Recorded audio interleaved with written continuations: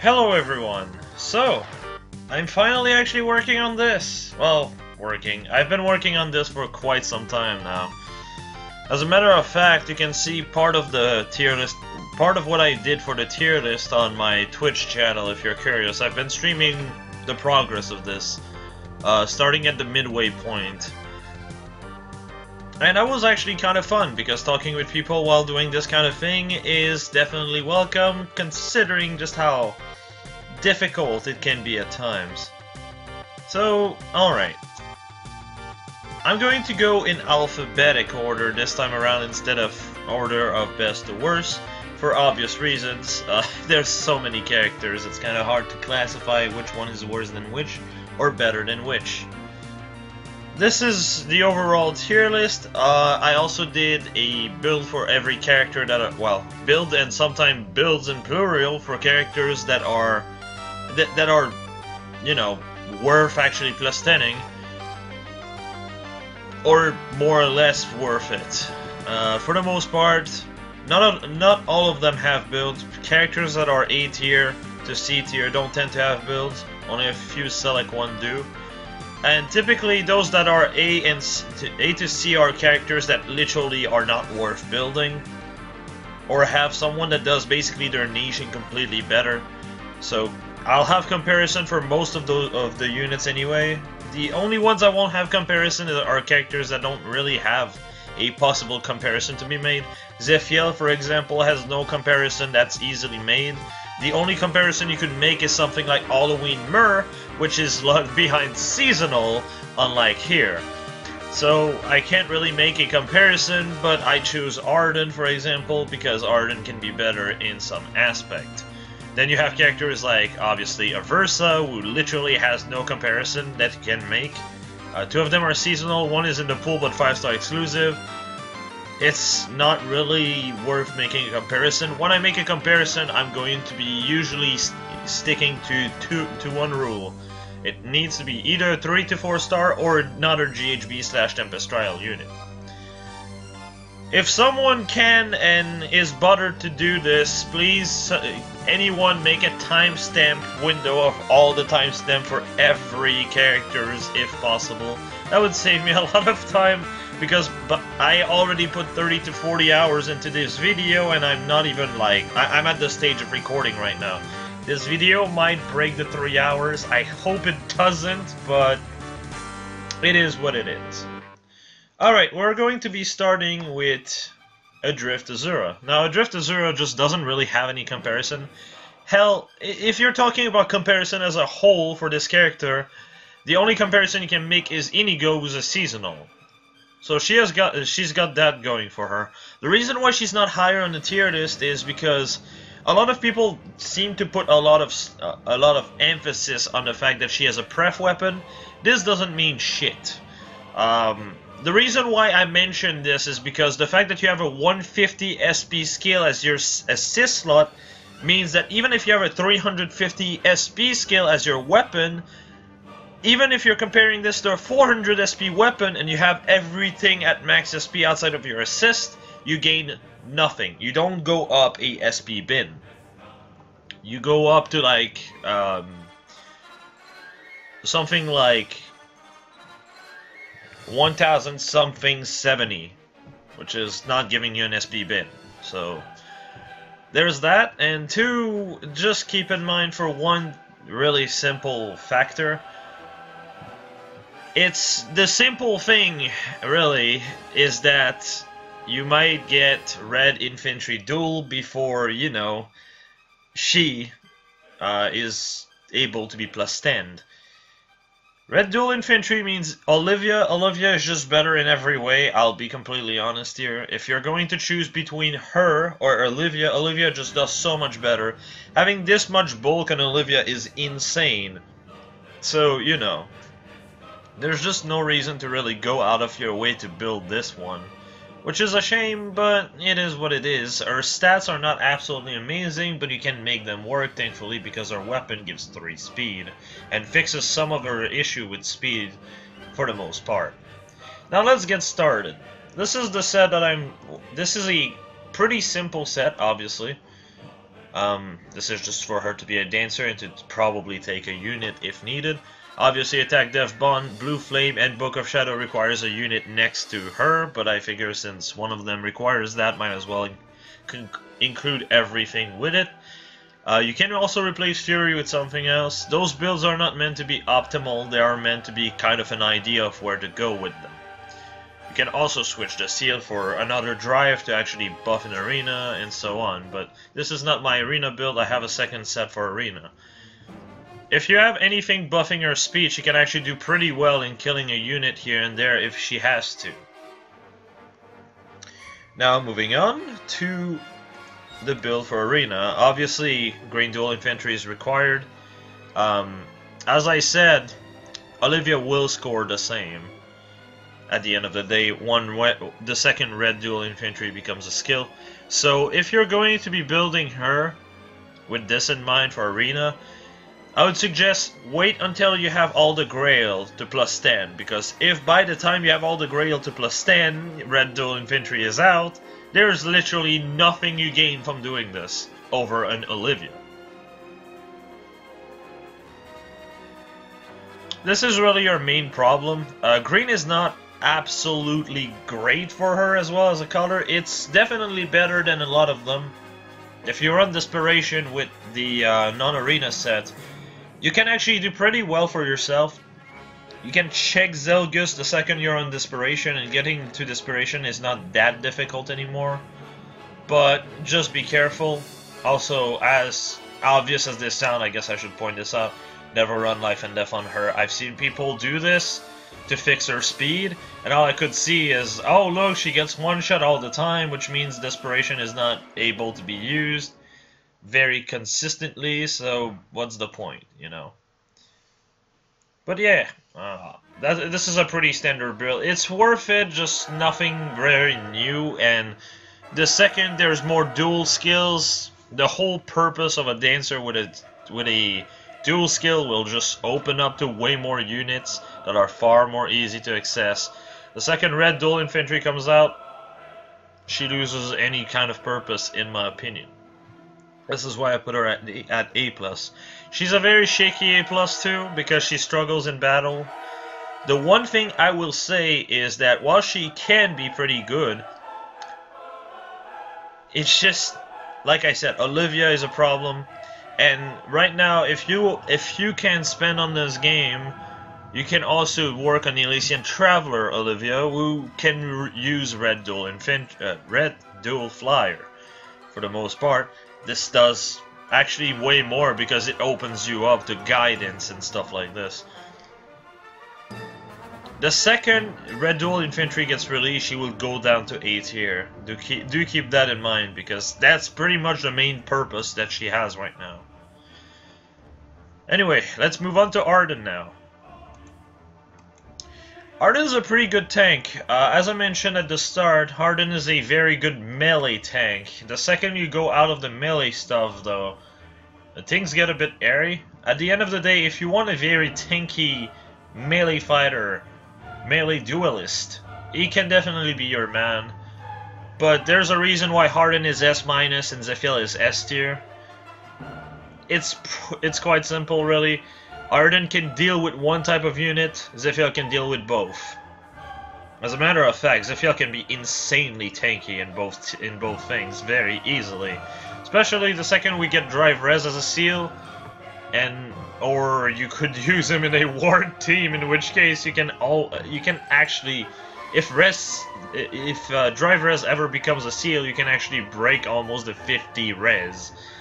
So that's kind of a problem for Arden, because he only has 3 more defense. At the end of the day, Arden is not bad, and follow-up ring definitely opens up a lot of situations where you can actually use your seal slot and also multi-phase. So let's move on to the build. Arden does get a build because obviously he's S- or higher. Every unit that are actually A+ or higher tends to have a build. Actually, all of them do.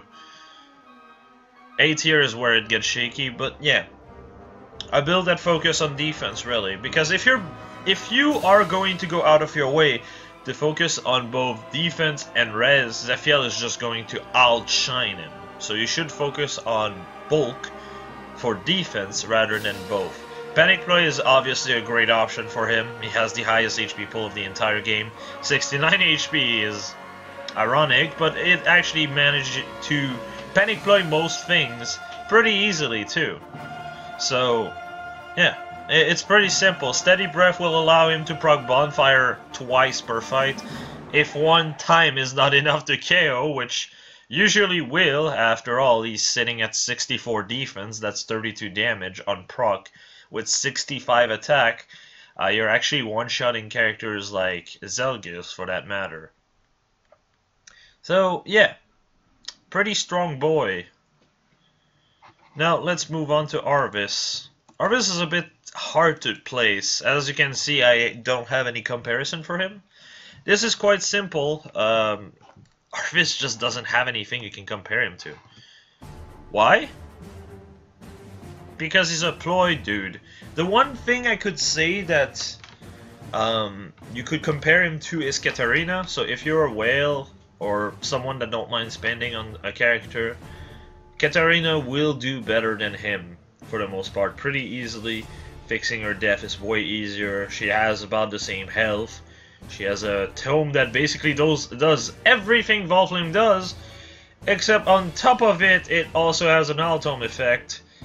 And again, as I said, she has access to Ivy, and she's not locked between a month or two per merge, as are Grail units. That's really the main issue here, but outside of that, Arvis is pretty unique, and there's a reason why I put Sias a whole tier below Arvis. Arvis is a red tome, and most units in the meta right now are green. So, you know, with Desperation, you can easily double most things. You can actually KO Zelgius pretty consistently as well. After all, right now you're looking at 65 attack, 46 speed the second you take a hit, which is not too difficult with 64 bulk, and actually a good color. Sias struggle in that regard because he's blue.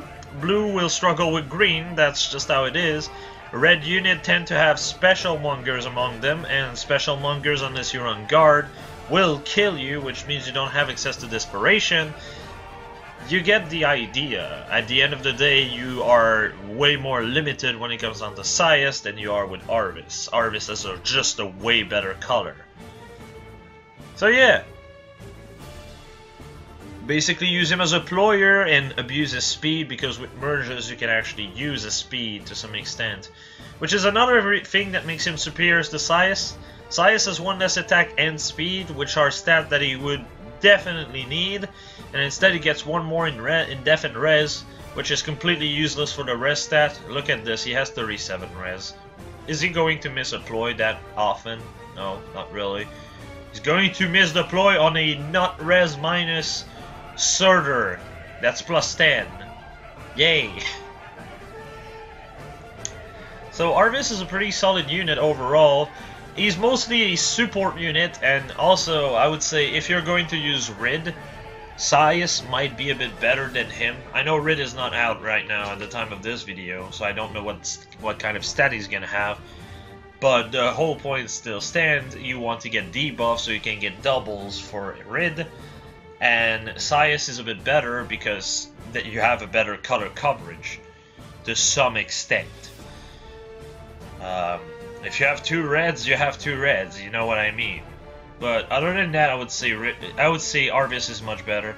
You can also pair him up pretty well with Gunthra. Gunthra will also, you know, ensure ploys hit, at least on win season.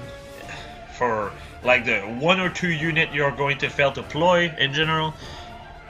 And that's about it. Another example of something you could run as his A slot is Attack Speed Solo. Attack Speed Solo does everything Brazen does without getting hit. Just Brazen it gives you more freedom, and again, it's Arvis. Arvis doesn't really struggle getting to the Brazen range. Let's move to Aversa. Surprising no one, this is a Blade Tome set. As you can see, she hits pretty high amount of bulk, and just break stuff. With 59 attack and Blade Tome buffs, you're looking at effectively 83 attack with a Blade Tome. You could also replace Speed plus 3 for Heavy Blade, both of which work. And Heavy Blade plus Desperation charges Draconic Aura instantly if you don't one-shot the unit. So yeah, Draconic Aura will break the combat triangle. If you're dealing with a blue, you will not struggle. Just thought I'd point that out. It's pretty self-explanatory, so I don't think I'm going to stay too long on this. Now the second one is the second Versus set. This is more based on Arena. I put Aerobatic, but you can really run anything you want. This is mostly just Attack Tactic plus Death and Rest Tactic. The whole point of Summoner Support, and this is the only unit of the list I consider putting a Summoner Support on, is to make a Versus Knight more consistent. If you're going to use her in Arena as your core unit for the Versus Knight effect with red dual flying, you will want to have as much HP as you want, and you won't be able to use the seal present on this picture. Which means instead of 60, you're at 56, which is already kind of shaky to begin with, unless you have a legendary unit boosting that HP. But if you remove Summoner Support, that's 51, and it's just not worth running. That's just the way I see it. Now, let's move on to Berkut. Now, it's kind of funny because I thought on stream, Berkut has kind of a niche, and then I went to recheck just to make sure. I think that I rechecked like for a 4th time and then realized, wait, Silas. As you can see, Silas has equal res, more defense, more attack, and 3 less HP as the cost. Nothing else. There is no reason to build Berkut ever if you have a Silas instead. And Silas is in the pool and doesn't take you 1 to 2 months to get a copy. And, you know, restrain yourself from building something else.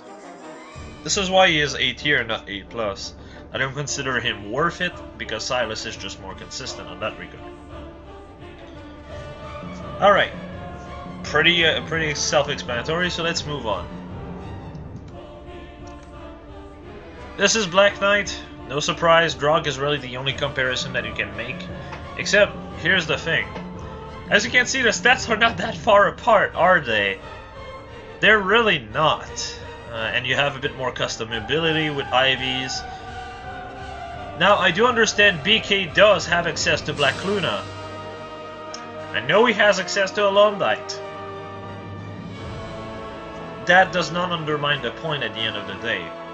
At the end of the day, Drog and Black Knight does more or less the same when it comes down to Arena itself. Because in Arena, you will want to have an Armor Smasher or a Slaying Edge with a special like Blue Flame. And if you have a Blue Flame and you're the one in control, well, you're going to do about the same damage as Black Luna would in general. Except you have a bit more build liberty because you're stuck with Alondite with Black Knight. If you change weapon from Alondite, you're literally scoring the same as Drog would. Which means you already lose that very important point. And the other problem that he runs into is the fact that DC does not work as his A slot for being optimal for Arena, which means you have to run DB4, Fortress Death Res, or something like this, which is not bad, but the problem is those skills are far less common than Distant Counter. Of course, Steady Stance 4 is pretty available right now because it's on a 2-man banner with Surtur. But outside of that, and this is not going to last, you're gonna struggle a bit, whereas Drug can just run DC or, again, anything else, which is good. So the problem ends up being Drog does more or less what Black Knight does. The only thing Black Knight can do over Drog is score slightly higher Alpha Merge worth, really, that's it. And yes, that's kind of embarrassing. If you're talking about PvE content, Black Knight requires a healer to truly utilize, because the problem ends up being the same as my Ira, and the whole point why I run Lachesis with my Ira. you don't have enough sustain. Your special is built around doing damage and not healing you. Since you can't heal yourself, you have no sustain, that means you have to have a healer if you're talking about a map that lasts longer than usual. Now, Black Knight is fine in Arena or A for raids, though Drog more or less does the same job, admittedly sometimes even better. But if you're talking about those maps, Zephiel has the edge over him. Zephiel doesn't have something flashy like Black Luna. He doesn't have anything flashy like Alundite. What he has is DD3 in his weapon, close defense 3 in his seal slot with insane amount of bulk. That's what he's got going for him, which is completely unique to him, whereas Black Knight kind of shares the spot with Drog and needs a healer for PvE content, unlike Zephiel, though Zephiel can definitely gain from it. But yeah, let's move to the build. This is why I consider him S- and not higher. I know this is kind of strange considering BK is considered one of the best free-to-play unit, and he is. It's just he doesn't bring anything new considering the cost of getting him to +10 compared to Zephiel. That's the way I see it personally. Now, let's move on to builds. Obviously, Steady Breath Bullfighter is pretty consistent. This is just attack tactic with def tactic. Quicken Pulse can be substituted for literally anything if you have someone like Legendary Hector on the team to just, you know, charge up that Black Luna. The whole point of Quicken Pulse is so you get hit, you proc immediately Black Luna. This is very strong in PvP, though Quicken Pulse scores only 100 SP worth, so do keep that in mind. This is really strong for A for raid as well, something that he actually does better than Drog. But yeah, that's about all I had to say about BK. He's a good unit, just doesn't bring anything exclusive to him. And this is Camus. Yeah, it really feels like Finn is just a re-release of Camus, but better. As you can see, one more def, one more res, 2 more attack at the cost of 2 HP, who cares? At the end of the day, it's more or less the same. They're meant to be units that can take a beating and abuse Brazens. Now, I know what some of you might already say, but Jay, Camus has a DC weapon. That is true. A DC weapon with 17 res. Please remind me which color has the most mage that people uses? Green and blue? That's a problem. You kind of have to run dull range because of Blade Tome as a result, if you want to even use DC at all. And if you use something else than Gravitas, Finn is just better. There's just no other way around it. This is why Finn is a whole tier above him, because he completely dwarfs the importance Camus has as a result. As per usual though, if you like a character over another character, that's fine, just +10 them. The whole point of this video is to just give an opinion per character so people can make a more clear choice if they are hesitating between 2 characters. Not much else. But yeah, Gravitas is not horrible. The problem is, first off, it aged horribly, considering he's blue, and there's not many relevant red mages. 2, his attack is kind of low with Gravitas. If you're going to be using Brazens, you can't really rely on specials because, well, you don't get charges. Like the Slaying Lance, and if you use a Slaying Lance, Finn is just better. So you can't really proc consistently, which is another problem he runs into. There's not enough things to make him very different from other units, which is, again, another problem. And like I said, low attack. His attack is in fact so low, sometimes he'll even miss the kill on red unit. If you are relying on Brazens, this is extremely painful, because if you miss a kill on even a red mage, you're dead. That's how terrible he is at dealing with red mages. If the mage is on desperation, give up, you're dead. You need to be the one initiating. That's basically what it comes down to. He's not a bad unit per se, but like I said, Finn just does his job better for the most part. Gravitas does not help him too much. Oh well. Let's move on to everyone's favorite meme. This book, you see. I don't know what to say. Same HP, same attack, same speed. And Ray kind of lost his whole niche to Garnef. Yeah, the whole Owl Tome niche is gone.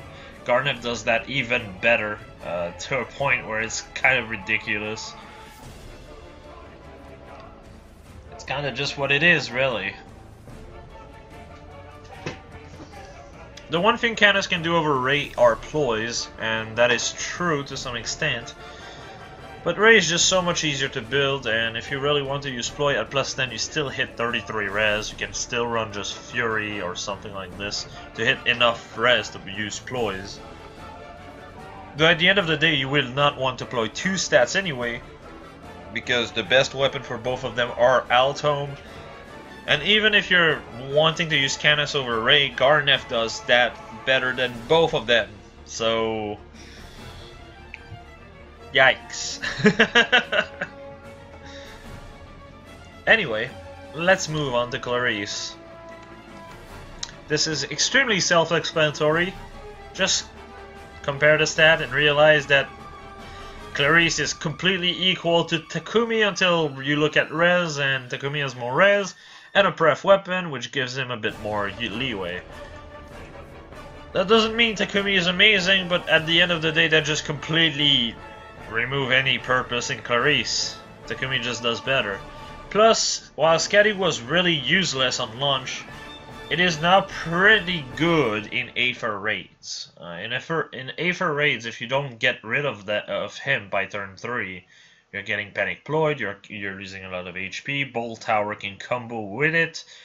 It can literally just, if you use like multiple Scatty, you can literally knock down the HP of your entire enemy team to 1 with multiple Scatties.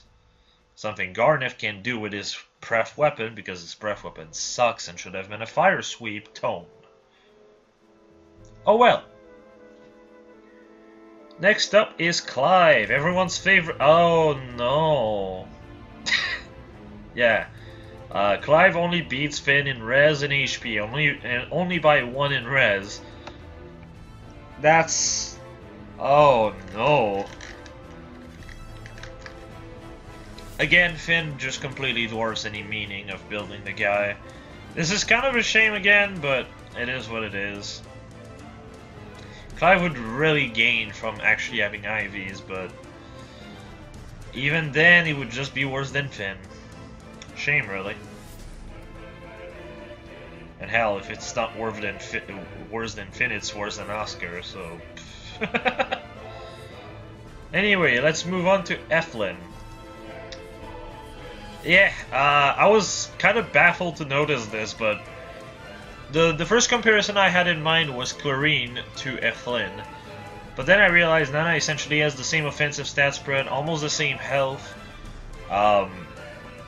Just the death and res are spin around, but you can get IVs on Nana to really had more custom ability. If you go res plus with Nana, you can actually use ploys as well. There's no reason to use Eflin over Nana. That's a shame, because I really like Eflin and I wanted to +10 her with Quan after I'm done with Gemki and Finn, but after seeing this, it's kind of just a, well, so long, I guess. There's just not much of a point here, is there? Next up is Fallen Takumers. Yeah, really, you can compare him to any other archer. You can even compare him to Base Takumi. Base Takumi is straight up better. Scatty is cool and all, but if you go outside of Scatty, and even with Scatty, look at the stat difference. It's damn near non-existent. If you go with anything else, you're looking at George with 32 base attack and 35 base speed, versus Takumi's base 31-34. why would you bother? You see the problem you run into? Yeah, shame really. Honestly, Scuddy needs a refine to even get somewhere with it, because Scuddy is probably the only way you would ever get something that makes him somewhat unique. Scuddy is in...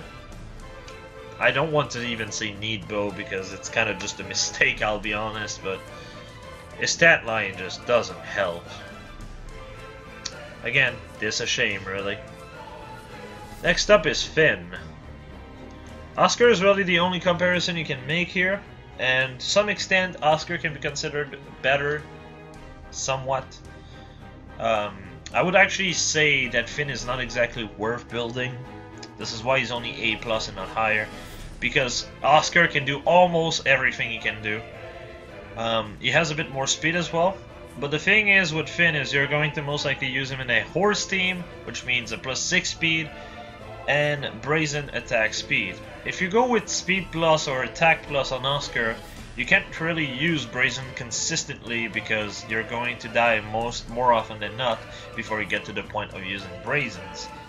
And you also require to use Def Plus if you want to score the same as Finn. That's kind of a problem, but I mean, even then you have more or less the same stats. But having a bit less speed is actually a blessing for Finn, because at the end of the day you already can hit roughly 46 speed pretty consistently, pretty easily as is, which means you don't exactly need brazen attack speed, which means you can actually invest a bit more into your def, which Finn has more than Oscar in general and more attack than Oscar, so it's a slight win, I'd say, over Oscar, but not by much. I would definitely say he's not exactly worth to do, but at the same time he's kind of worth to do. Does that make sense? He's probably the most shaky A+ of the bunch, because he doesn't exactly have anything unique, even though his title is Lance of Legend, and he has a legendary Brave Lance in 2 of the game he's from, out of 2, and for some reason he has nothing in this game. Give it up for IS and their brilliant ideas. I really feel like he was meant to be a banner unit, but then removed it for Meme Heart, I guess, and to replace Meme Heart's, well, replace Finn's weapon for a Brave Lance, while giving Reinhardt a fucking what Finn should have had. But oh well, I just really hope, and this is one of my complaints with this game right now, I really hope that now that you can actually invest Grail in a unit, they're going to give pref and refines to those units, because all of them are just not worth using in any way, shape, or form. Marissa is a very sad example of this. But having a pref would change this. For example, there's a pref that's basically just an armor killer with Wrathful Strike, which is an ability in Echoes that could be used for Tobin.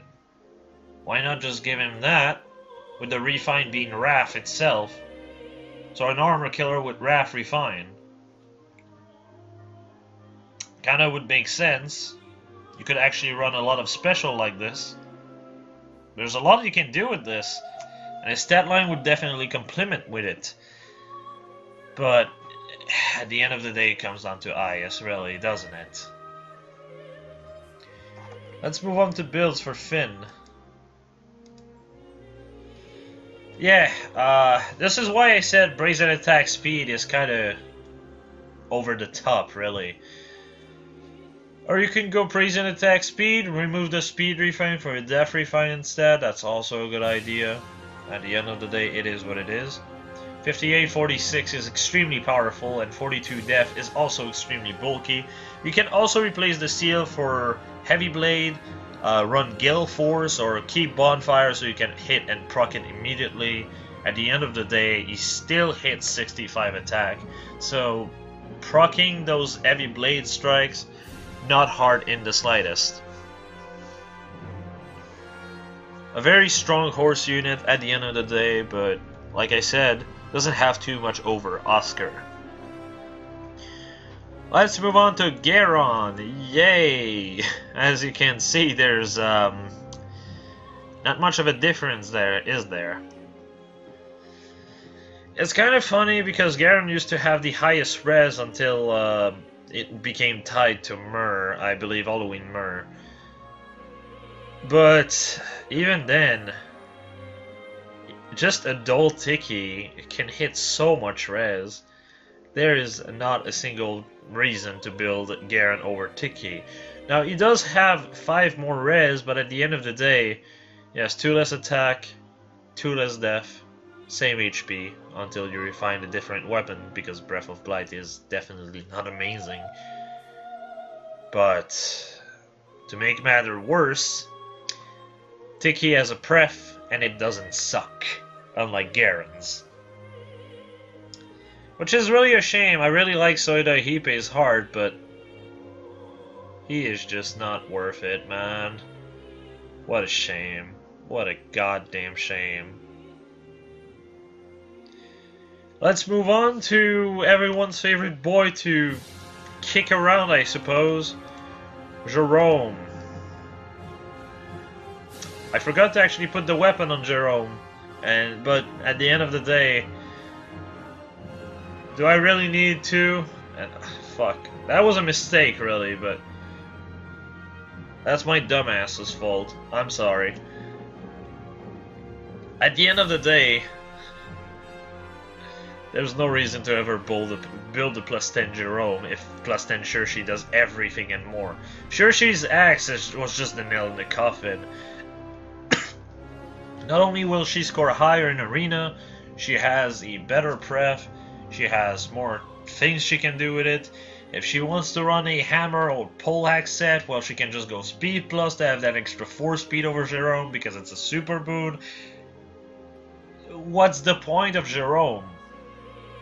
Like, seriously, what's the point? If you gave him IVs, that would get fixed to some extent, because then the only difference between him and Shirshi is the def, res, and HP.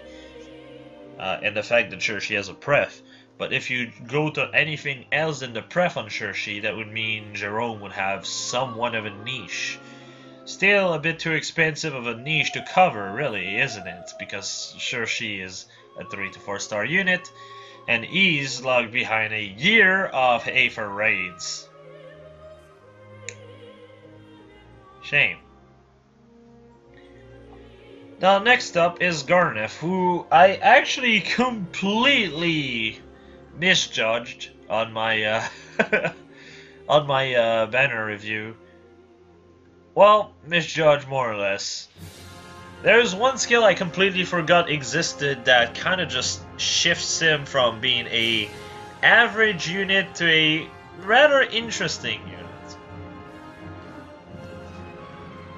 Now, let's get the bullshit out of there. Blade Tome, not worth it. Unless you're going to be using purely for arena, and you don't want to be expensive too much. Like, and not by arena, I mean, by arena I don't mean arena, I mean arena is sold to deal with Surtur, because Surtur is an asshole.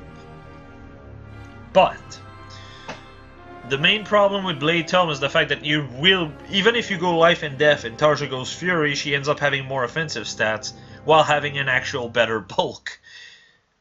What's the point then? Now, what makes Garneth special is the Altum set. This is why he is S-. This set is absolutely disgusting. No follow-up was the skill I actually completely forgot. And goddamn, that was my mistake. Altum with attack def bond makes him hit a staggering 58 attack with attack tactic, which is already pretty good in itself, with 44 def and 38 res. That's already pretty bulky, but what makes this even better is the fact that no follow-up breaks Wary Fighter, it breaks Vengeful Fighter, it breaks Quick Riposte, it breaks Bold Fighter. So if you have a character like Zelgius, hitting this Garneth, and he has 2 characters next to him, A +10 Zelgius will do 13 damage, will not get a follow-up, and you will double said Zelgius and kill him. Even if he runs Bolt Fighter. This is insane. It completely breaks a lot of stupid set. Surtur cannot run Wary Fighter, you're killing him through it if you have even one ally next to you, even a +10 one.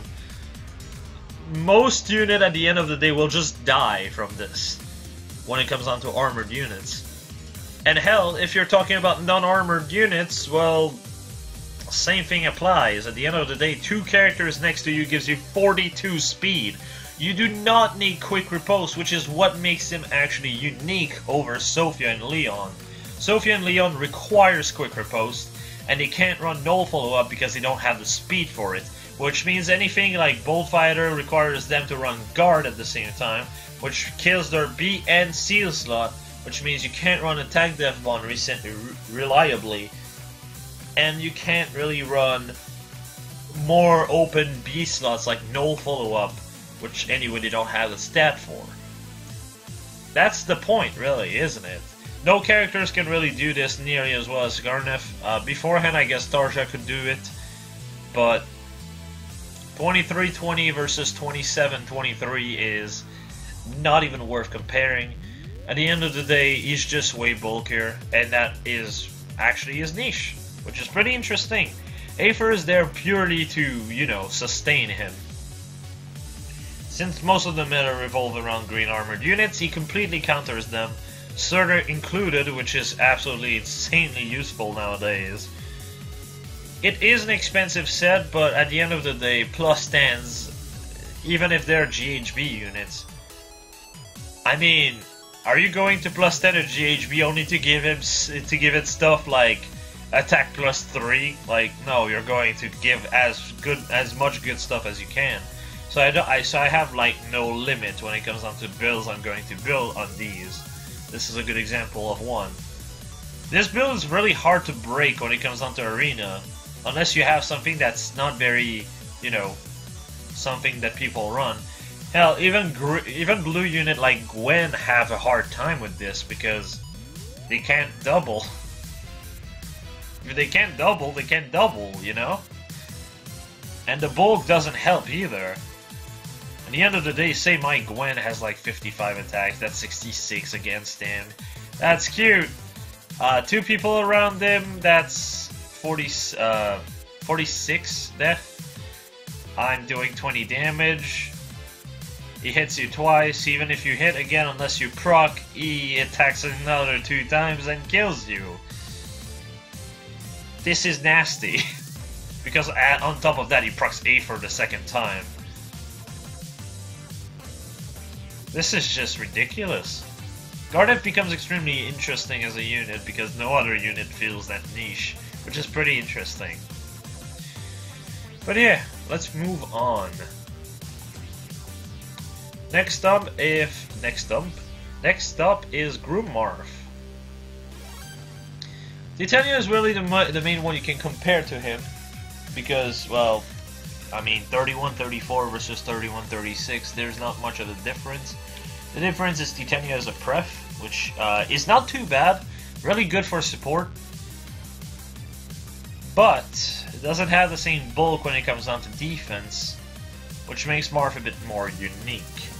The only character that outright destroys Marth in terms of utility is obviously Spring Alphonse. Spring Alphonse came first, but at the end of the day, with a speed plus on Spring Alphonse, you literally have a Marth with 4 more attack. So, what? Honestly, he's a very shaky S- and can even be considered A+. But still, he's pretty interesting to build. Let's move on to actual builds. It's pretty consistently going to be very simple and usually around the same when it comes down to builds like this. The main reason why is quite simple. There's just no other thing you can run. Horse units do not have a whole lot of flexibility. They didn't get any new toys since lunch. Everything they got, other people got as well. So they are the most lackluster units when it comes up to building them, which is a shame. But here's an idea here. You hit 51 defense with Bonfire. Heavy Blade will proc it, that's an extra 25 damage. Once you're in Brazen range, you actually hit 62 attack, which means you're going to be proccing Bonfire pretty consistently. Since you have no problem with speed already, 46 being high enough as is, you can go with a Death Refine. If you are feeling uncomfortable with 46 speed, or you want to use him outside a horse team, you can go for Speed Refine instead, for consistency's sake.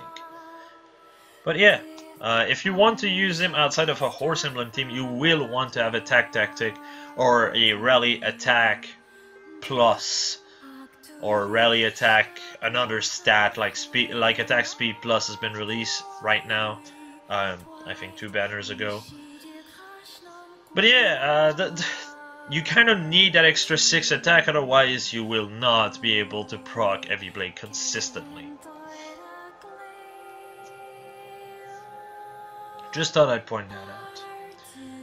Now, let's move on to Halloween Dorcas. And Dorcas does not have any comparison because the only other green armored unit you have easy access to is Sheena.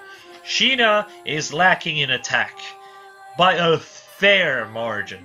And when it comes down to defense, they are pretty close to one another. Sheena will excel in mixed tanking, obviously, but Dorcas has a few things up his sleeve. Now, I believe I did say before how Dorcas's Axe plus Guard can cancel Bullfighter. This was someone from Chaz's Discord that told me this. I verified this on stream. This was wrong. I stand corrected. But yeah, this is why I was like, well, if you run Steady Stance 4 with his base weapon, that could work, but no, so this is why I run Woe Gun instead. If you run Vengeful Fighter with Woe Gun, you're going to be proccing Ignis on your second hit. Granted, they don't run something like Guard, but the Steady Stance 4 will completely block Guard. This is the first set of 4, by the way, before you get your panties in a twist, because obviously there's more than just this set you can run. Obviously you can also change the Woe Gun to defense, but I feel like it's a bit overkill. You're already at 61 defense after all. Unless you're dealing with a Zelgius, I think you'll be fine. And even if you're dealing with Zelgius, Steady Stance 4 should be able to check him most of the time. Alright, let's move on to set 2. This is more of an aggressive set. If you want to be more player phase oriented, this is a good option. Slaying Axe will make the cooldown down to 3 for Ignis. You get 2 charge on the first hit, get hit, that's another charge. Hit again, that procs Ignis. Pretty simple stuff. Attack Smoke makes it a bit easier on you on the enemy phase if you have to go in. The whole thinking behind this is because once you have to go in PvP to kill a unit, you'll have to deal with units that are usually behind it. So debuffing their stats helps up tremendously on that task, just tanking hits in general. Close Death is also an option if you feel like you're high enough in arena that you won't have to deal with possibly ranged units. But I feel like Attack Smoke does more or less the same, if not better, depending on what you have to deal with. Next up is build 3. I'm going through them quickly because I don't want this video to be 3 hours. I'm sorry, but it's already almost midnight here. Well, it's 1 hour before midnight, but yeah, this is a long video already. This is the typical Brave Axe Quick Impulse Bonfire, so you can proc Bonfire twice if needed in a single round. It's a bit overkill, but I figured it was worth mentioning. Now let's move on to the fourth one. Nope. which is the distant counter set. Obviously you want to res refine here. Quick riposte is definitely wanted with Bolt Fighter. If you do not want to run quick riposte as a seal, another choice would be distant defense. To really abuse that res, because that way you hit 41 res against mages. You will have enough attack to one-shot most of them usually, so there's also that worth mentioning. Bonfire will also proc pretty consistently on enemy phase. That's the whole point of Slaying Axe. If you feel more comfortable focusing on the player phase, you might want to be running Ignis instead. But yeah, moving on to Gemkey. For those who don't know, Gemkey is the project I have right now. And yeah, no, he's not an S+, he's only S-. Why? Because he's not that amazing, but he does do something that no other archer can. As a matter of fact, he's the type of unit that if he could get IVs, if by any stretch of the imagination he could get IVs, Gemkey right here would be S tier on my tier list. For those who don't know, there is only one infantry archer in S tier or higher on my tier list, and that's Legendary Lucina. Why? Because of Future Vision. Future Vision makes her able to hit 6 movement range. The fact that she's a range unit means she moves after melee units, which means Future Vision will usually fuck you up, depending on how the position of the other members are. And on top of that, she has a very amazing stat spread, a very good weapon, and a weapon that has a condition to proc that's literally 90% of what you're going to encounter anyway. Gemkey is very close in terms of utility. The only thing holding him back is IVs. If you had IVs, you'd be looking at 36-35 offensively. So, you know. But yeah, enough of that. If we do ever get IVs, I will redo this entire thing from scratch. This will be a long one, but I mean, I guess. So come on, IS, ruin my life some more. Come on. But yeah, so essentially the point with Gemkey is that he has 36-32. If you go attack plus on Leon, you're down 2 speed for 1 attack. If you go speed plus, you're down 2 attack for 1 speed. That's a problem. As a matter of fact, people are curious why I put def minus. I know some of them were curious on stream. This is because his res is already too low. If you go res minus, you're sitting at 51 res on Leon, which means anything dragon related is just going to one-hit kill you. This is also why if I ever have IVs on Gemkey, I'm going attack plus def minus. Because if you go res minus, my 55 bolt goes down to 51, which just like Leon spells death. Especially now that we don't only have Grima in a high tier arena that has DC, we also have Summer Younger Young Tiki, we also have Halloween Myrrh, and Legendary Tiki, especially Legendary Tiki. So it's very important to keep as much res as you can. So def minus is obviously ideal. But yeah, at the end of the day, Gemkey just do both at the same time, whereas Leon has to focus his IVs on one or the other, never both. Which means Gemkey has a bit more potential overall as a result. I have 2 sets for Gemkey, and one of them will take a bit of explaining. This one is pretty obvious. This is the same set I'm running on my George, surprising no one. It is George, for the most part. It works the same as my George. The only thing is he loses a bit of bulk against dragons, which can be a bit of a problem.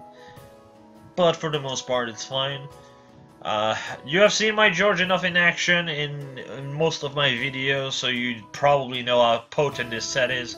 This is just a better offensive stat line than George. There is no reason to consider him inferior to George, he's just better. I'm plussing him because first off he's FE4, FE4 is my favorite game. And second, it's literally just that fucking pose he makes whenever you can select it to attack. Which is taken from the hard book of FE4, which is interesting. They actually went out of their way to do this, and I like that, so figured why not. Second set is a bit more weird. You might be wondering, why do I go for a res refine? It's pretty simple. It's 3 more res. 3 more res makes a lot of a difference. I go from 60 bulk to 63 bulk, and the reason why I don't go speed plus is because if I go speed plus, I will want to go fury instead. Now, the problem with Fury is that, first off, you always take recoil, and Junkie is very much a DPS that can go for multiple fights in a row. If you're going to kill something so quickly that you don't even get hit, which is very probable, Fury is a problem, because then when you go for that one fight that you can kill with the first 2 arrows, or the first arrows in the first arrow in this case, which is pretty consistent, well, the -6 damage from Fury might actually impede you and actually kill you. So, instead of Fury, you want to go life and death. But if you go life and death, your bulk takes a beating, which means a res refine is better. And hell, it's even better in the offensive side, because look at this. Fury would have 55-39, right? With a speed refine, that's 55-41. I'm still 2 points behind an attack, to have roughly the same bulk, except I don't get recoil here. So I have more attack, I can, it's easier for me to, you know, not get killed before I get in Desperation. There's just no reason to not go this way over Fury Desperation. Alright, moving on next. Joshua. So, before we get to the actual build, because yes, he did get a build, I would like to point out that Binding Blade is honestly a honest-to-God better weapon than Adulma. And also, while the stats right now look very one-sided to Joshua, because of the fact that you have Racing Stance on Roy, you effectively have one less attack, 1 less speed, 1 less death, 1 less res. But you get QR in the weapon instead of cooldown -1, and you also get an effective against dragon. Effective against dragon is a godsend the higher you go in arena. Another character that's very similar is Selena. The only thing Selena doesn't have, doesn't have that Joshua has, is 2 more points of attack. If you go attack plus on Selena, she hits 29 attack, whereas Joshua here hits 31. He also gets a 16 might, cooldown -1 weapon, but then again you can just run Slaying Edge on Selena, so yeah. Most builds you could run on Selena, you could run on Joshua as well, and debatably Selena can pull it off slightly better to some extent, because she ends up having a bit more bulk and a bit more speed. Moving on. What? Oh, one moment.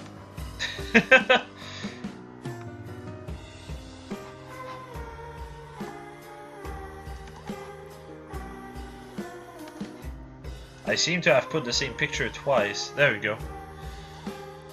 It's a pretty basic build. Lets him hit 45 def and 43 res. Pretty much all what it is mostly. No follow-up allows you to, again, break follow-ups.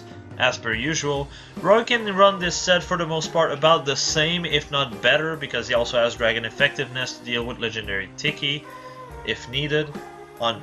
Obviously on defensive. Blah, I can't fucking speak. Because he has QR in his weapon and no follow-up, and that synergizes way better on him than on Joshua. But other than this, Joshua will do a pretty solid job. This allows him to kind of equalize his defense in res with attack def bond and fix a bit his attack, because I'll be honest, his main problem is actually his attack stat. He's very reliant on bonfire, or any special really. You can even run blue flame instead of bonfire if you want. The reason why I didn't here is because with this set you still hit 45 defense. That's 22 damage with bonfire. Blue flame only does 3 more. And if you have to go to be a bit more aggressive and initiate on the character, you can always have someone next to you. Which means bonfire will do better in those cases. There's just no reason to be running, you know, Blue Flame over Bonfire unless you use him purely on the defensive. Alright, moving on to everyone's favorite Ruin main antagonist, Julius. If you're talking offensively speaking, he's just a straight downgrade to Lilina. As a matter of fact, they have roughly the same bulk overall if it wasn't for Loptus. But yeah, moving on to also his dad. His dad will actually give you more for your buck, in my opinion, because he will also employ the entire stat line of your enemy, which is definitely welcome. But Julius can still work somewhat well, and that's mostly because we got a new seal. Attack Death Bond. Yes, I've been using this seal a lot. Can you guess how useful this skill is as an A slot, and then they put it as a seal slot? Yeah, there's a reason I said Attack Death Bond is one of the best bond of this game, and this is a good example of why. This boosts his attack to 64 first off, which hits res, which is definitely welcome, and actually allows him to fix his defense somewhat. He's sitting at 31 defense with Attack Death Bond, and Loptus boosts that to 37 defense. 37 defense and 54 res, essentially, outside of, obviously, Dragon Killers. 37 def sounds kind of shaky still. You can actually run someone with double drive def to remediate this. 43 def and 54 res actually does a fantastic job. You do 27 damage on Iceberg as well. Attack ploy to lower the enemy's stats as well. You will not struggle ploying them. That's the one thing that Julius still has going for him. His attack is pretty good, but that's pretty much all he's got going for him. I feel like Loftus really desperately need a refine. Potentially just makes the first hit lose 30% damage regardless of who hits you. And this would actually be a very, very valid set. It's kind of silly just how close Julius is of being worth it. It's just kind of shaky. Honestly, I should have probably put him in A tier rather than B. But, yeah. At the end of the day, also, Dragon Killers will fuck your day up. His speed is also not great, so you can't exactly run no follow-up. If he could run no follow-up, he would actually jump up a few tier. But this is very team reliant. This requires you to have speed tactic and double drive speed to be very consistent. And if you do have this, Julius will do a whole lot better and actually could be considered worth it. Moving on. Also, if you do that, do give null follow-up rather than quick repose, because you will have 43 speed. If you Sounder support him, that's 45 speed. At this point, I don't think I really need to explain why that's good. If you have a unit next to him that befriends it, that's also 45 speed. If you have both, that's 47 speed. At this point, quick repose is just ridiculously useless. You prevent Ira from doubling you, for God's sake. You could also decide to run speed ploy instead of attack ploy if you feel it to be inconsistent as is. Just thought I'd point that out. Let's move on. Here's Kana. I don't consider him really worth it. Why? As you can see, Corinth here is 1 more HP, same attack, 1 more speed, 3 more defense, but less res. Yes, Kana is a better mixed tank, but everything else is just straight up worse. Most sets you run on Corin, Kana will do worse, because you'll be running mostly Wind Sweep. If you have to deal with dragons, well, that's kind of a problem, but I mean, Kana will not fare too good against Alwyn Mur, is he? That's kind of a problem. Now he's also there because if you want a mixed tank, now he's extremely cheap and pretty easy to make with just quick repost as the seal. Kinda do have the B slot open, so if you want to kinda have a mix of both Corin and Naui, it kinda is a weird crossbred of the two of them. But I don't consider that too worth it at that point. Corin, we all know how Corin struggle attack-wise, and considering he has the same attack, that's kind of a problem, isn't it? Anyway, let's move on to the actual best unit. So, Eliwood. Why is he this high? Well, first off, 175 BST. He is the highest scoring unit of the entire board. No one equals him, but his spread being so weird is actually insane. If he would outdo him in a Bolt Fighter set, which is the whole point of this, but in everything else, he will do better for the most part. Here's why. This is going to be a very stacked set, but for the right reason. You're looking at 48 defense and 39 res. You're looking at 36 speed, meaning you're already double naturally, which means you don't need QR. If you have someone with speed tactic, all the better. That's 42 speed.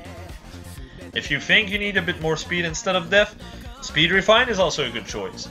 If you want to have mixed bulk, res refine is a good choice, because you'll be hitting 44 def and 43 res. 56 HP is pretty good to prevent panic ploy as well, but more importantly, special fighter and blue flame and attack def bond.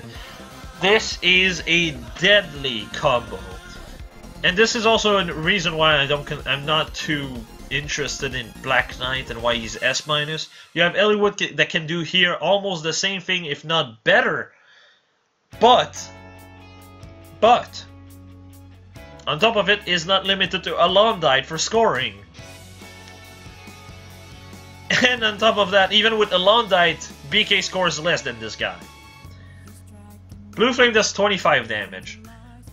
To put it into perspective, if you were to compare that to BK, that would be 30 defense. No, a bit less. 32 def being Black Lunode. 32 def is rather low, but what makes it even better is the fact that, well, his attack is even higher. Attack def bond is insane also, because he's sitting at 67 attack with just attack tactic. 67 attack with blue flame. To put this into perspective, a Zelgus hits him, he tinks for one. Second, you see Eliwood turning around slowly and do 25 damage plus another 25 damage with blue flame. If the poor guy has Bolt Fighter, he hits again, doing 0 damage again and not proccing because of Special Fighter, unless you're running very specific set on Zelgus, which would allow him to get a proc. And even if he gets the proc, it doesn't matter. Eliwood is still kicking his ass. But if you have Speed Tactic on top of it, Special Fighter, that means you're going to proc it a second time. That is 100 damage on Zelgus. This is stupid. Oh, actually, I forgot to factor the combat triangle. He's going to hit 78 attack against Zelgus, which is 36 damage, plus another 25 with Blue Flame. This is 61 damage. No matter what you do with Zelgus, unless he's buffed to shit, you're going to just one-shot him. And if you don't one-shot him, if you have an extra 6 speed, which you have 2 rally like that are worth 400 SP, those 2 can actually give this. You're actually doubling every Zelgus set unless he's buffed also. Yeah, he is actually ridiculous. And yeah, he's just one of the best scoring units. Really good unit. Doesn't really matter which type of unit he's dealing with. He's going to have enough bulk for most of them. Surtur is obviously a problem, but it's fucking Surtur. It's like the biggest hard counter to blue unit you can find. But even then, if Surtur doesn't have Bolt Fighter, first off, not proccing anything. Second, if you don't double, or rather, if you run Bolt Fighter, you're actually kicking his ass more often than not. Though, depending on the set, Simara will kill you, but that's just what it is. He's just a very solid unit as a whole. Seriously, he's actually insane. And that's him with distinct counter versus melee units. Can you imagine if I put Fortress Death Res on him? Yeah, that's just disgusting. Absolutely disgusting. You can do you can do some things against this set, but at the end of the day, unless you're the one tanking the blows, you'll struggle, and if you don't have a grade, you will die more often than not. So yeah, and in PvE he's also excellent. He's just really good in every game mode I can think of. That's just how good he is. Alright, enough of me gushing about Ilwood. I'm actually pretty glad and happy that Ilwood got a good set. Or not a good set, but rather a good alt that's actually usable now. Well, usable. I don't mean usable in the sense that, oh, that's a unit that you can finally use well. I mean that as a set that's worth using for Arena. Really good set in general. Very, very utility heavy. Very good to work on, etc., etc. Anyway, let's move on. Legion. Poor bastard. This is a neutral Raven.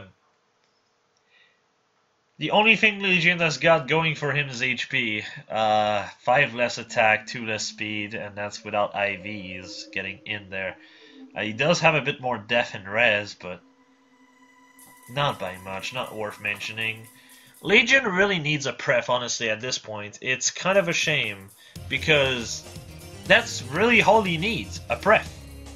If you had a pref, you could actually give him something. The fact that Raven was already slightly better than Legion back then, and then cut a pref on top of it while Legion is just standing here. Legion's Hex is not good! Can I get something new? No! Oh. Well, you see what happens, right?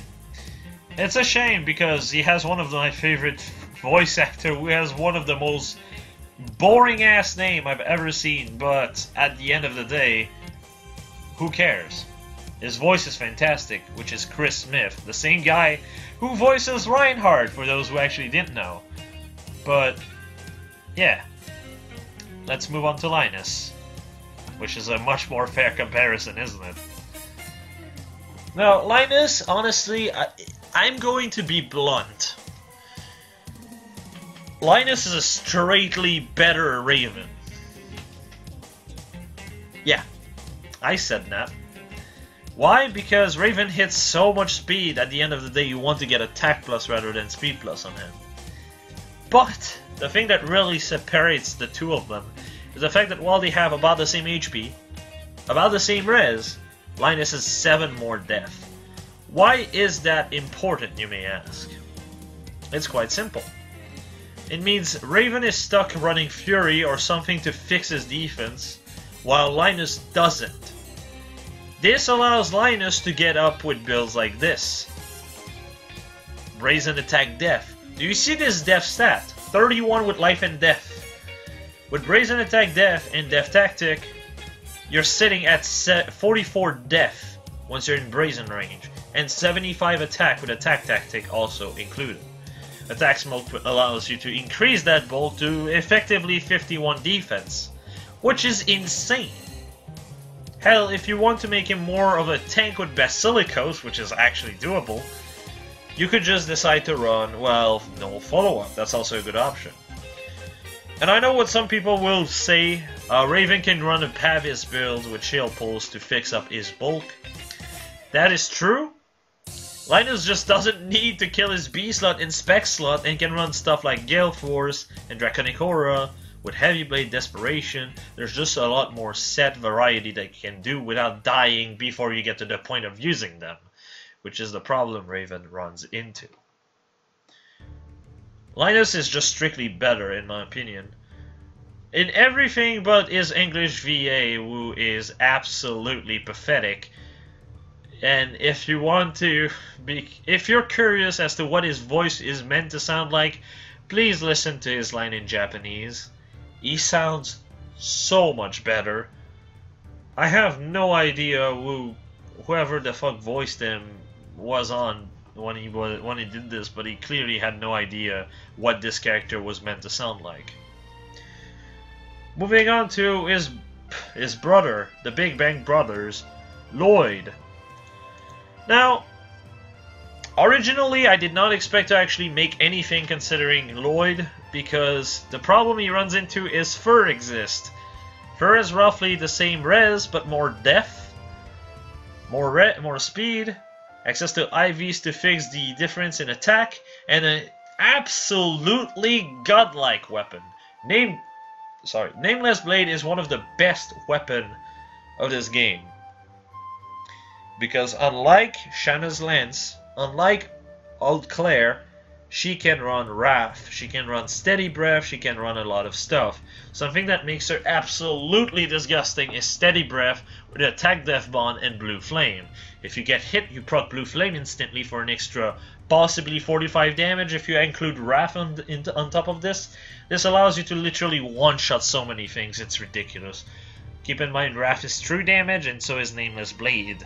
So that's an extra 20 damage that is completely true. No matter what happens, that's just going to happen. Blue Flame is not true damage, but still, more often than not, you're going to do 30 plus damage even against blues.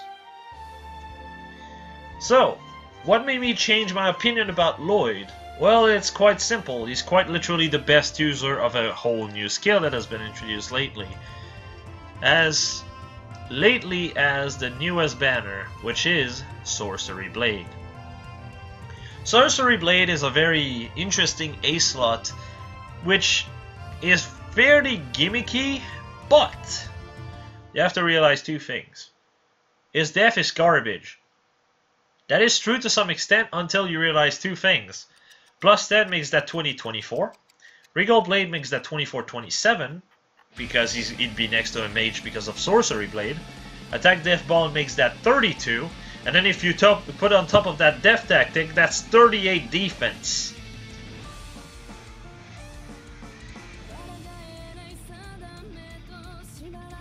So, yeah, about that.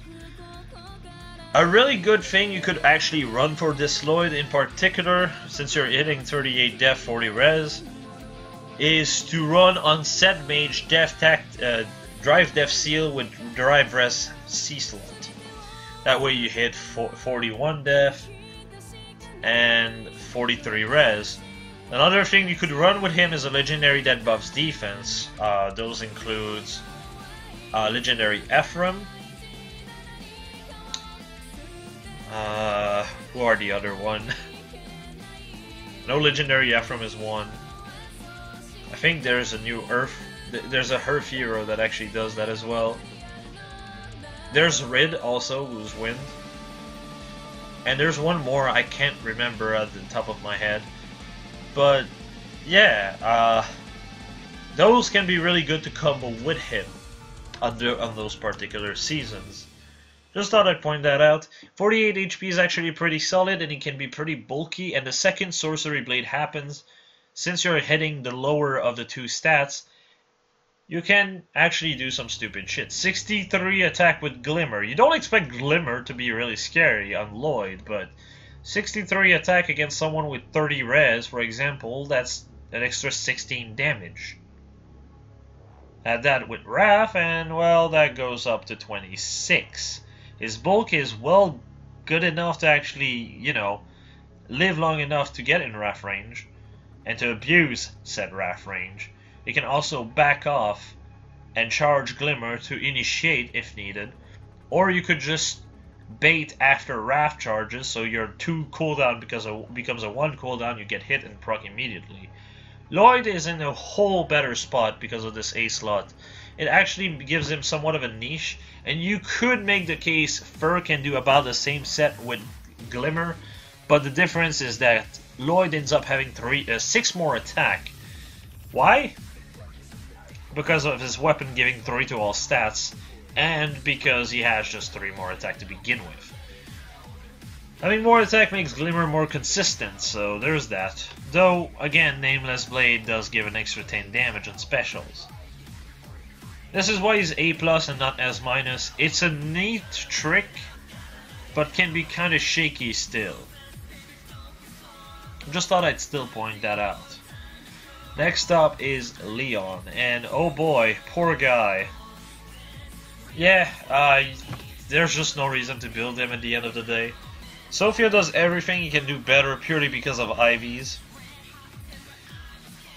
Even though he can be plus 10 now, he still is inferior to Sophia, but I feel like if his weapon ever gets a refine, that should be fixed. If they change Naglafar from stupid-ass Raven Tome to Owl Tome, that would fix his attack stat, at the very least, which is an extra 4 attack here.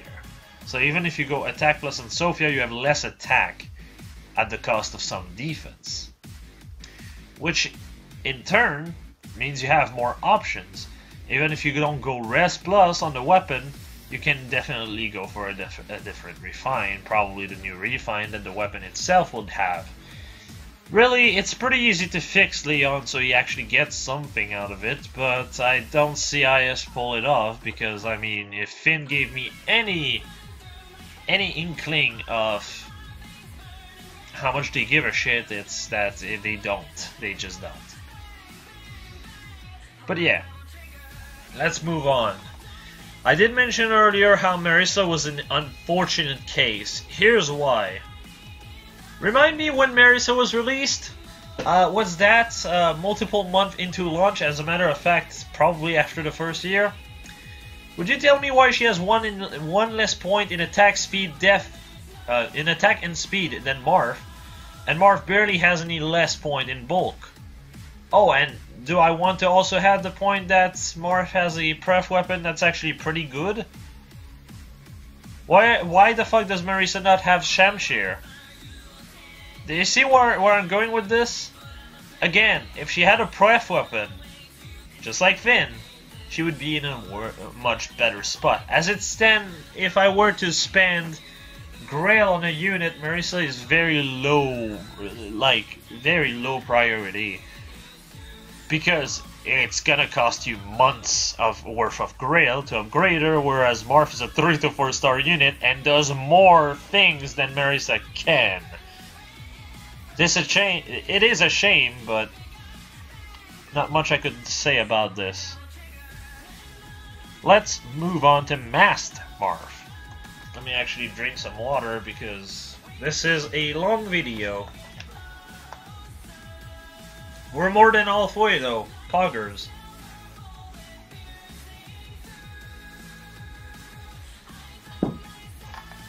So, stat-wise, let's be honest, Marth is not that impressive. The only thing she has over Athena, of all things, is, well, HP. At the cost of 2 def and 2 res. She has 7 more health. But, we all know that's not what Masked Marth and Lucina have in common. That's actually making them worth building. No. Now, before I start getting to the actual good set, let me just point this out. Chrom does the Sealed Falchion shtick better than Masked Marth could. Why? Because Masked Marth hits so much speed, she doesn't exactly need all that speed, so you have to build on def and res with the Brazens. The thing is, she is rather weak until she hits Brazen range, and Chrom, on the other hand, gets into that Brazen range far easier without dying. The speed can be a bit shaky, however, but if that's the case, you could just run Life and Death. You still have more bulk than Marth after this. So,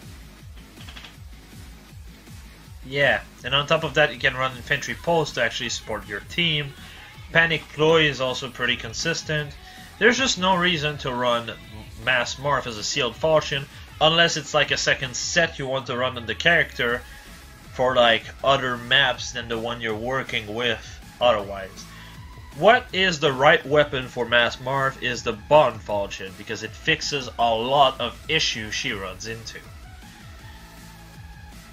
Again, Blue Flame is a fantastic special to run with hit. And really, all you need for this right now is someone with Attack Def Tactic. you are boosting every single one of your stat by 6, giving 60, 46, 35, 29. But since you're doing swap, the character is just next to you, which means that's an extra 5 attack, that's an extra 5 def, that's an extra 4 to all stats. So you're sitting at 69 attack, 50 speed, 44 def, and 33 res. And you don't have to get in a certain range of HP. It just works at all time as long as you have an ally next to you, which is what makes it much better. Attack smoke is also a great option if you want to, you know, debuff units around the units after initiating on a unit, which is absolutely required in some cases. So, yeah. This is, in my opinion, the better set for her. It's just far more consistent, and this encounter works pretty well because you'll be sitting at 33 res. Now, I know what someone would ask, because someone did ask this on stream. That's actually a good reason why I actually stream the making of those videos now. And it's that you could run Def Res Link and combo her with Odin. That is a very good point. However, the reason why I put Speed Res Link here is that Nina, first off, she's going to be on the Legendary banner. Second, Def Res Link is not in the pool right now. As a matter of fact, it is not. It isn't in the pool, but more importantly, it isn't in the pool in any time soon. The soonest we might get Def Res Link back would be the rerun of the Bright banners. This is not anytime soon, so I want to give somewhat of an option of something that's actually in the pool consistently. So if you do want to have those skills, you have an option. Def Res Link is obviously a better choice because you can synergize this with Odin. But the problem is just availability. Anyway, let's move on. Michaelis. Now, Michaelis used to be in a very awkward spot because he could not get enough merges to really make that speed work, to a point where you had to run a def refine over a special refine because he couldn't actually use his speed to really make those encounters count. This has changed. Being able to get to +10 allows him to actually run Brazens.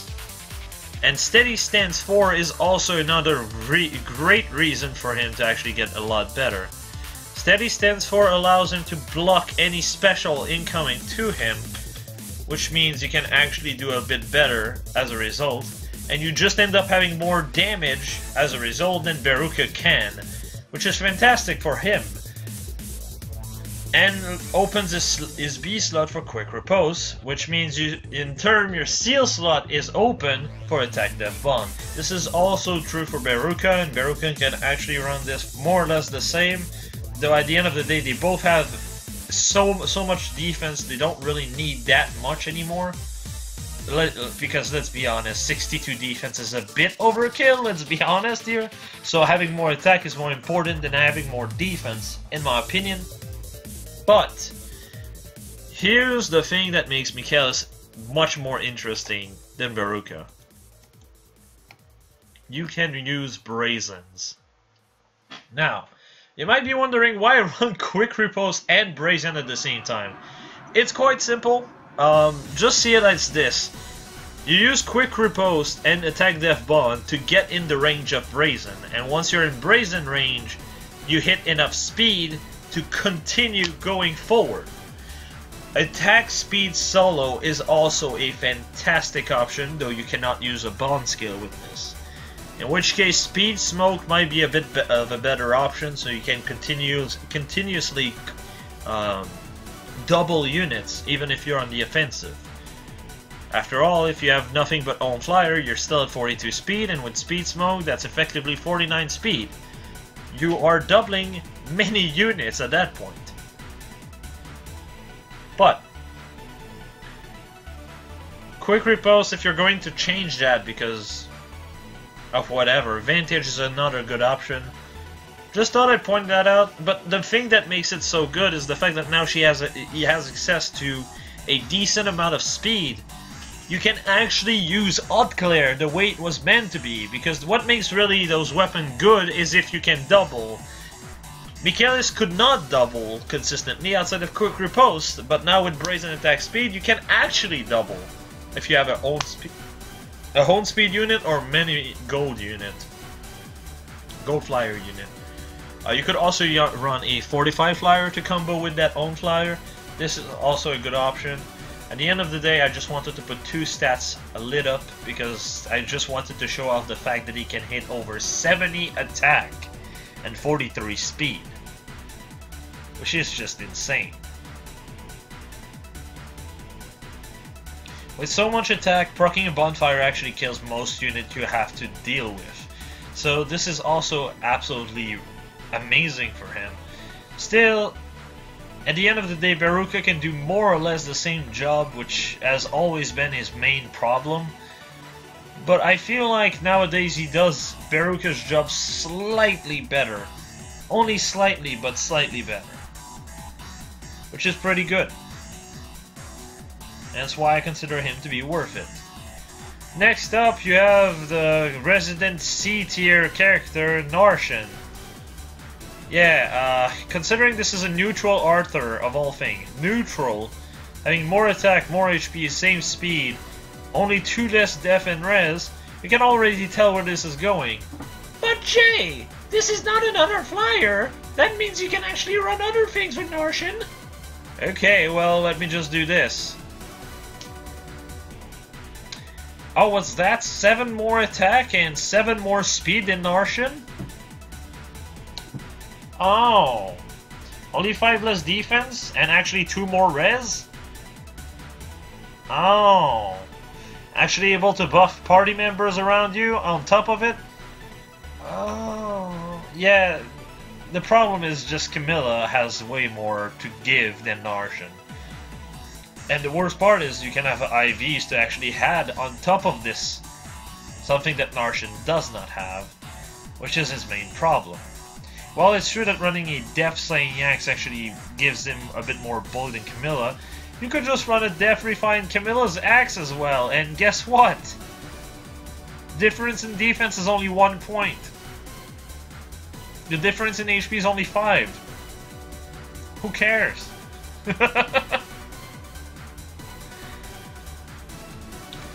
Let's move on to one of the most tragic character.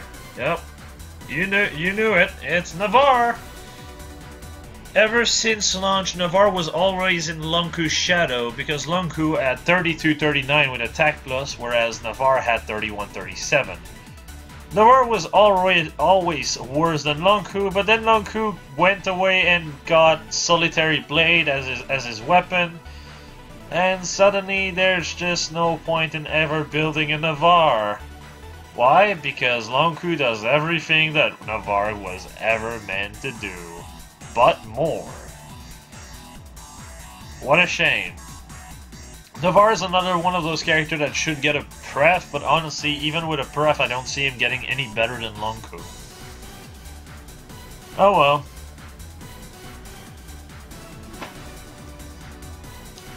Next up is New Year's Corin. Now, for the most part, he's actually worse than Leon. What makes him slightly better is the fact that he trades 2 attack for an extra 4 def and 3 res. Now, you could go def plus on Leon, but why would you do that? Usually, you will be more of a offensive machine, and Def Minus is honestly his best Bane because he can't afford the res Bane. So, yikes. And HP Minus is a super Bane. Again, yikes.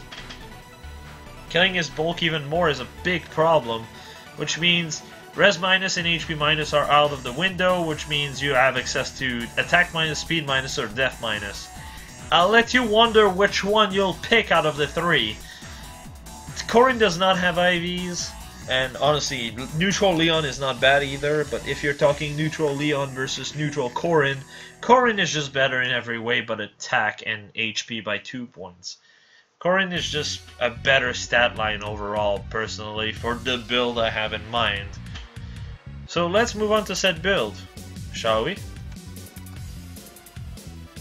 Again, no follow-up is what makes this unit very good. Keep in mind though, his speed is a bit lower than what you're used to at a plus 10. So if you're going to use no follow-up on him, you actually want to have something buffing your speed by at least 6. This is kind of a problem with Corin, but it is what it is. Attack Death Bond, again, absolutely amazing skill. You could also want to use Distant Death to combo with Guard Bow so you can hit 43 res against mages, while you already have 44 def against everything else. 44-43 is pretty bulky, but that's pretty much it. This is just attack tactic, def tactic, or even def wave, res tactic, or odd res wave, though odd res wave requires a Versa, and a Versa is not worth killing. But I just thought I'd point that out. Attack Def Bond is also good if you want to focus on the def aspect, though if you're going to just focus on the def aspect, Slaying Bow will do you better. Alright, let's move on.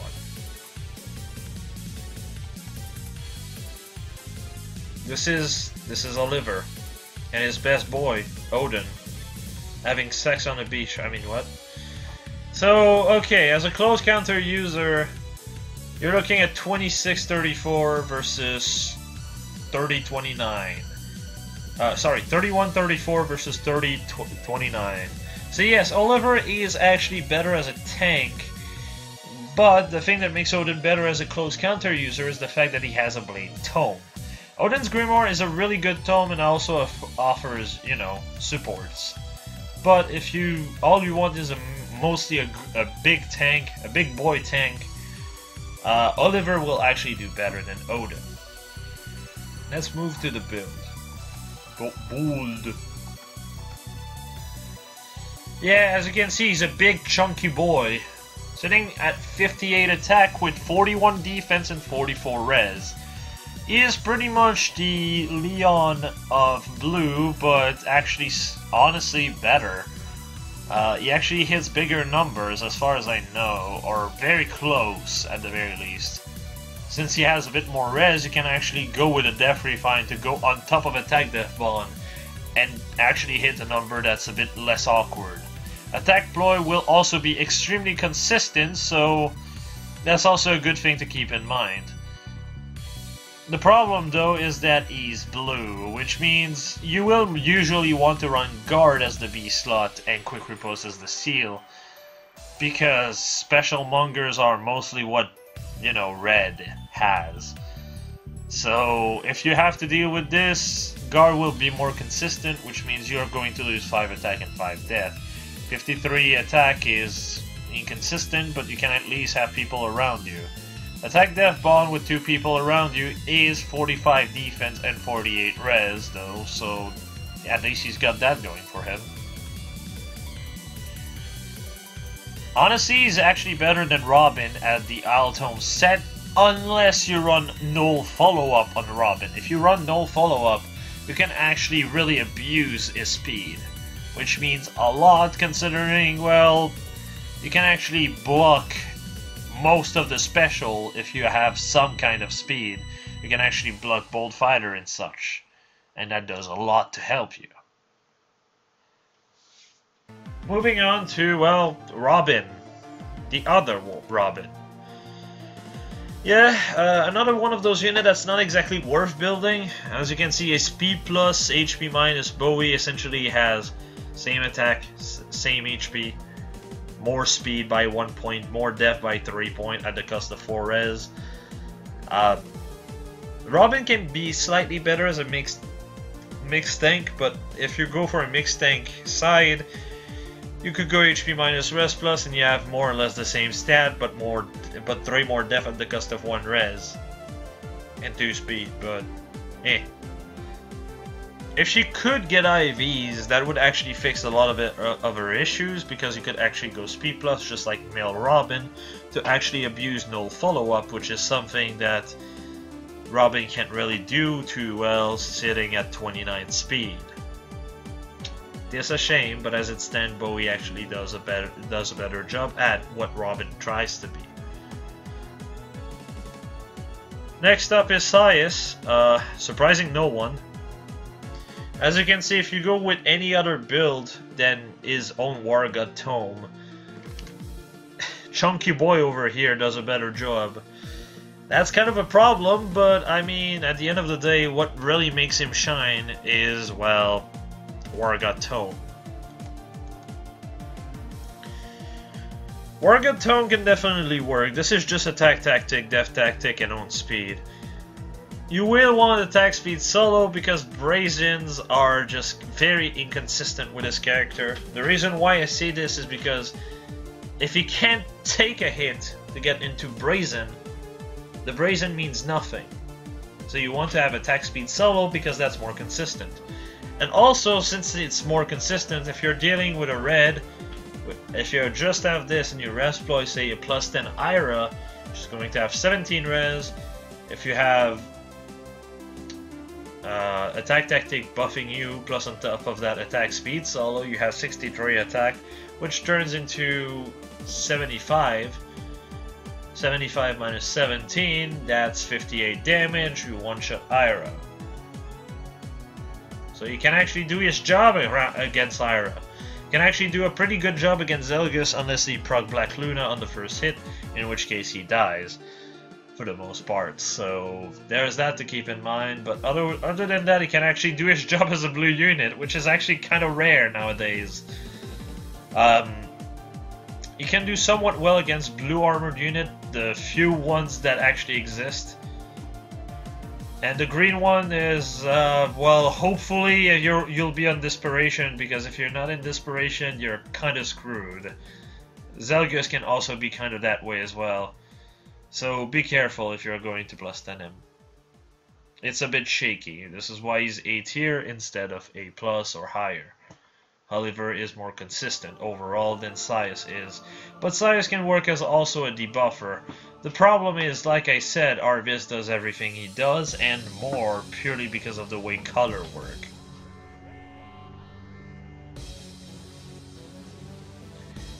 That said, he actually doesn't have too much problem with red, but it requires a lot of fodder that are a lot harder to get by.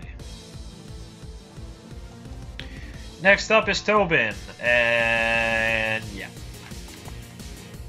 The only thing he's got over Joshua is, well, health and defense. This is the whole point where I said why Tobin needs a pref weapon, an armor smasher that has Wrath built in. As the refine would be fantastic for him. It's really just all he needs. It's very basic, but he does a good job. There's actually a weapon for that in Echoes. Fuck, just use the fucking thing. It's a cool ass looking weapon too. But yeah. That said, Tobin is a fantastic one-off to have for Arena Assault. He comes pre-built with attack plus 3 and armor smasher, and that does a great job at dealing with most armored units since most of them are green. So, blessing him for Arena Assault is actually probably a good choice if you have a copy of him. I'm not too sure about spending Grail to get the copy in question, but if you feel like it's a need, I would say go for it. He's definitely not too bad on that role. Moving on to Ursula, or Walter, but no, Ursula. Again, that's another unit that is showing a lot of age. There is really no point in building her when La Rochelle exists. Pretty much the same bulk except against defense, and really not by much, honestly. You can actually get IVs, and well, she also has a pref if you want to score higher in Arena, although La Rochelle's pref is pretty garbage, let's be honest.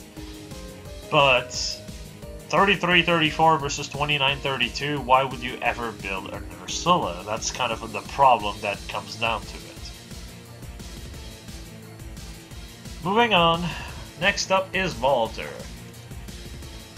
So I decided to show off one thing about Tsubaki, and I went with a res refine instead of a def refine because, as you can see, this is really Tsubaki's strength. Tsubaki's strength is that he can actually be a mixed tank for the most part. You could actually run a Berkut's Lance with a res refine and end up with 35-33 as the bulk, which is not bad at all. Valtor's niche compared to Tsubaki is the fact that he has more attack, which is a niche that is less and less prevalent, I guess, because you can have Brazen as a seal. Brazen attack death is also in the pool. Brazen death res is also from Kana, so like you can actually fix that attack pretty easily. But that's kind of the problem, isn't it? Curse Lance is still a pretty good weapon. I just feel like it needs a refine. Take a shot every time I say this character needs a refine XD. But Valtor, the only thing you should get is just take the +2 attack speed, make it +4 attack end speed, and then put a refine like Brazen attack speed or Brazen attack def or literally any Brazen to synergize with the Curse Lance. The second you do this, is going to do a whole lot better. If it gives 4/4, that would be 52 attack and 35 speed. If you put Brazen attack speed as the refine, that would be, well, 59 attack and 42 speed unbuffed. And on top of that, you could go with triple Brazen because he has the stats for it.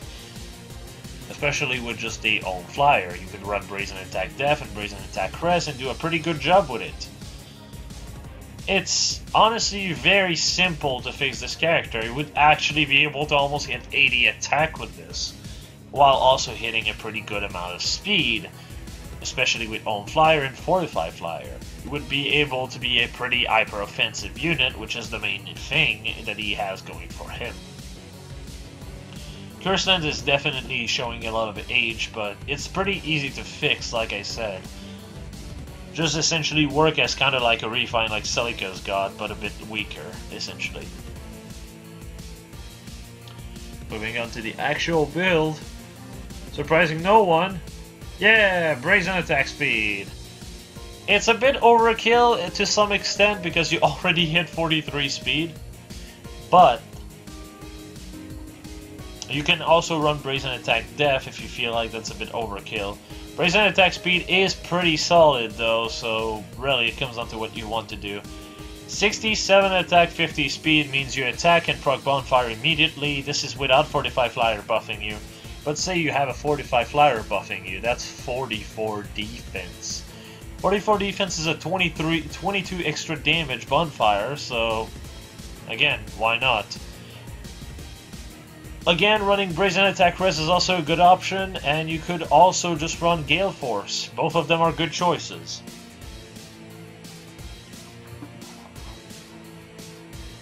Next up is Wallheart. Now, a lot of people gave flack to Wallheart on launch because, but this guy, his weapon is not easy to use. It's so bad, it's so hard to use. Game Press is just dumb.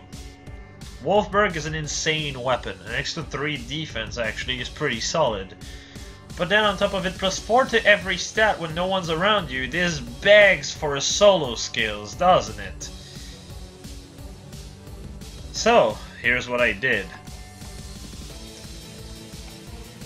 Here, if he's buffed with horses before he actually goes on the offensive, that's 69 attack and 43 speed. Oh, sorry, 73 attack and 47 speed.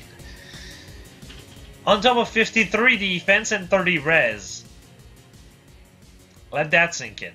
The best part about this is if you go on the offensive and you just rush on the enemy, you have the stats to live. You don't need to hit a certain threshold either. And on top of that, you debuff the attack and speed by 7, which actually means that his bulk, if you have to deal with a melee unit, unless it's something like Bolt Fighter Zelgis, will completely and utterly destroy whatever it's dealing with. So yeah, let that sink in. It's a pretty good set, honestly. The one thing you could say is you could also run Desperation, comboed with Heavy Blade as per usual, but I feel like it's better to use him as a tank with Vantage. Vantage with attack speed solo buffs is 69 attack, 73 attack, I keep forgetting Wolfberg. 73 attack with Vantage is pretty goddamn solid already. if you're dealing with a blue unit, you might actually just one-shot them outright, because that's 87 attack effectively. Obviously, the one weakness that this set has is that you can't use drive to combo with it. But do you really need drives when you have stats this good looking? No, you don't. You really don't. As a matter of fact, it's like he's buffed by drive spectrum 4 times, so why not? Let's change to Zender. And Zender is a sad, sad story. Why would you ever build Zender when Ares exists? And even if you go with the fact that Zender has a DC weapon, just realize this. Dark Missile Tain DC Vintage Bonfire Double Savage Blow. I've been using this in Grand Conquest a lot from a user called Deadly Cupid in my friend list. I'm not sure if he actually watches the channel actually, but if he does, well, I've been using that Ares a lot. The point is, the second you get that spec procking, unlike Xander, who is just like, look at my noodle with like 52 attack at +10, 58 with buffs of horses, Vantage Strike. Here you're looking at Ares, who could just go attack plus 39 attack, +10, 43, the weapon that's 59. And then on top of that, own Cav sitting at 65 attack, on top of proccing a bonfire, which increases the damage by like an extra 20. Oh, and if you one-shot the unit, all the unit around them loses 14 HP through Savage Blow. And then just Vantage one-shot all of them off is pretty common. It's ridiculous just how much Ares has so much more potential than Zender ever can have.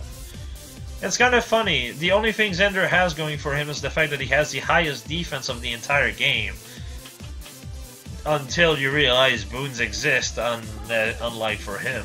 I feel like Siegfried should get a new version, but I'll be honest, we have enough Zender as is. Can we just wait? Or give it all to Siegbert, but even then, Fate has way too many units. I feel like Fate should just stop getting banners for the next 5 months, and it should focus on other games for that period of time, because, let's be honest here, most people are sick of it. And they're sick of power creep. And, like, FE6 getting their first banner after over 2 years is laughable. It's kind of sad that they have to say, oh yeah, by the way, we have it in the work for 5 months.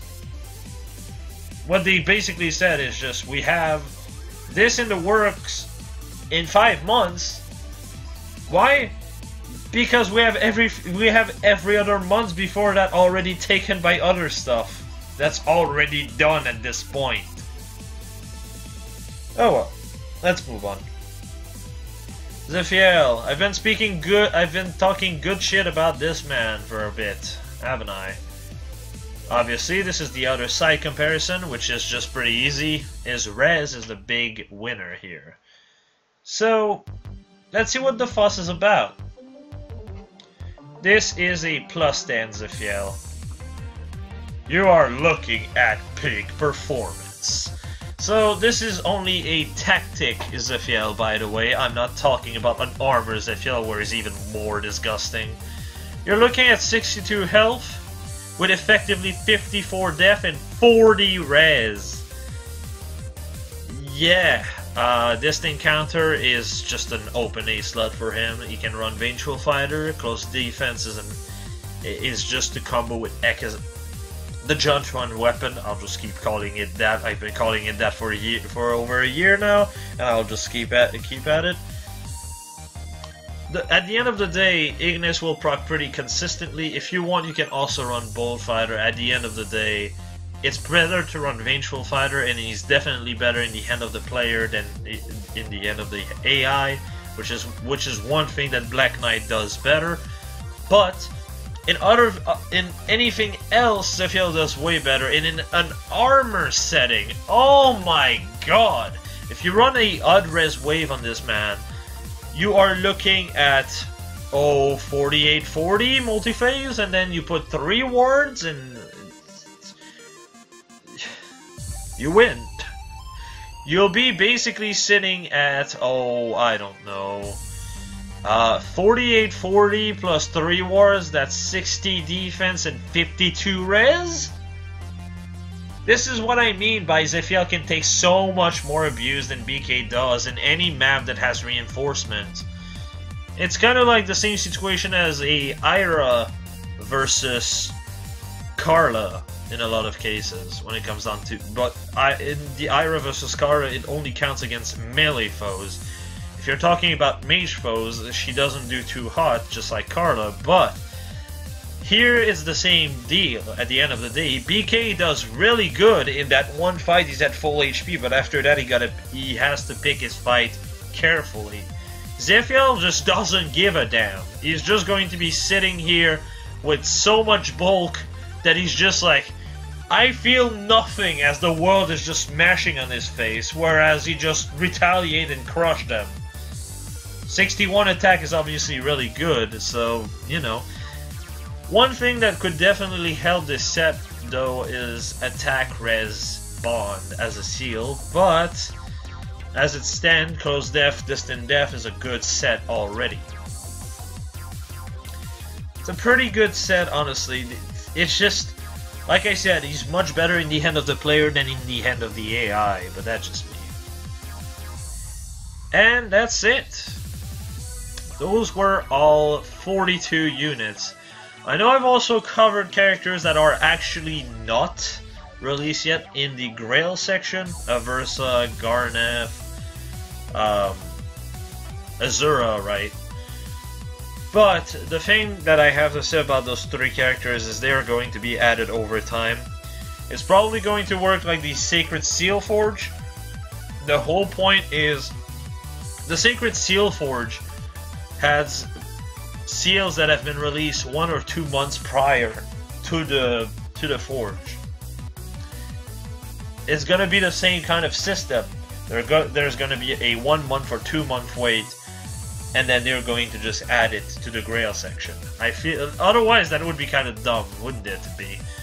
But yeah, that's all I have to say really. It's a pretty long, lengthy video, like I said. If any of you, if all 2 of you, I guess, got to the end, thank you for listening to me rambling for 2 hours.